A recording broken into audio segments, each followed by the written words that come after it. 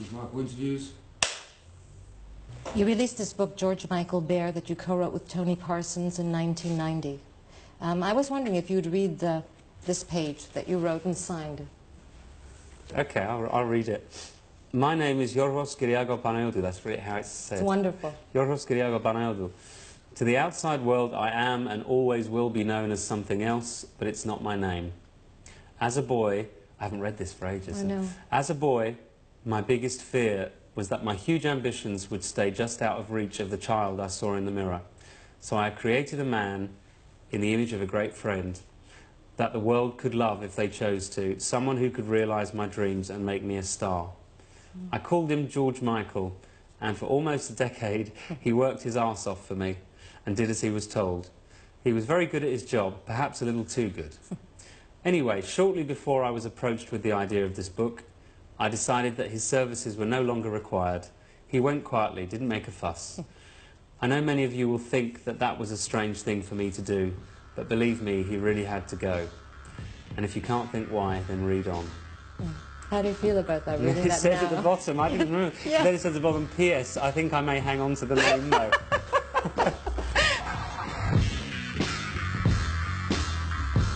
George Michael is one of the biggest selling artists of all time. From the early days of Wham to his debut solo Grammy-winning album Faith, he proved to us that he was more than a pair of tiny white shorts and perfectly trimmed stubble. He was an icon that left us too soon. What would you describe as harder, the road towards success or success itself? Oh, the road towards success wasn't very hard for me at all.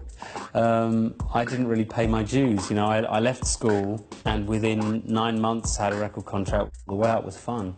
It's all the other things that happen after that, not necessarily so fun. But I have no real complaints about, my only complaints about my life have been about personal tragedy, stuff that is really not involved to work at all. I really have no complaints about being a celebrity. I think that everything is a balance, you know, and I think my life's been very extreme. I've had incredible highs and incredible lows, but I certainly wouldn't change it. I wouldn't change it at all. When Wham disbanded, and I know that that was a very hard period for you, you said that it's the first time you experienced rejection? Yeah, it was, really. I think I was just becoming increasingly lonely because of the success and because I was too young to know what to do with the success. You've always given Andrew the credit due to Andrew. I mean, you said that he was very important, and you also said at one point that he is one of the most important people in your life. He sort of helped you form what you are doing today. Do you still feel that way? Oh, absolutely, yes. He influenced me in lots of ways in terms of... it took a while to kick in, the stuff about style. But he influenced me in lots of ways that are kind of not really easy to explain, you know.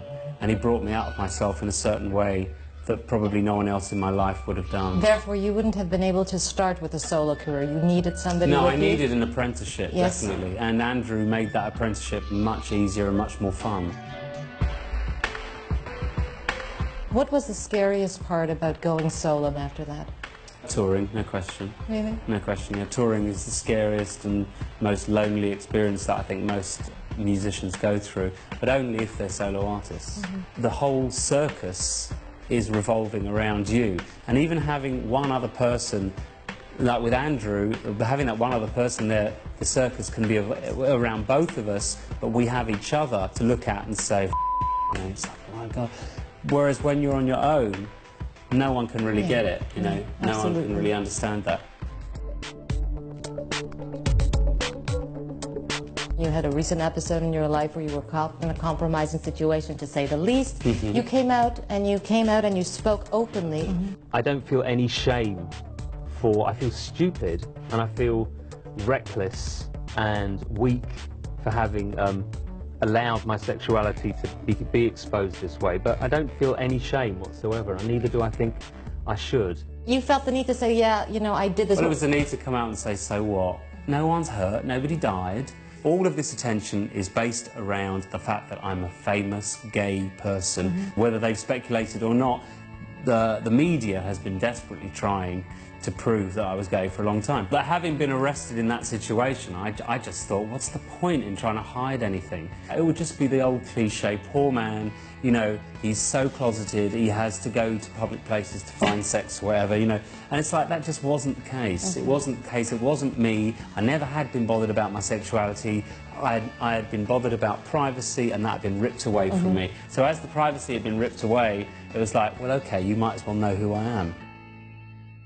Where did you get that sort of dedication, that confidence in yourself to know that the decisions you were making were right? I've always felt like that there was this kind of guardian angel just for my career, because I certainly don't seem to have a guardian angel in any other respect, but my career has always been something that I've had absolutely no questions about, no doubt as to what the next move should be. I think the rest of my life, God has just decided I could fumble along just like everyone else.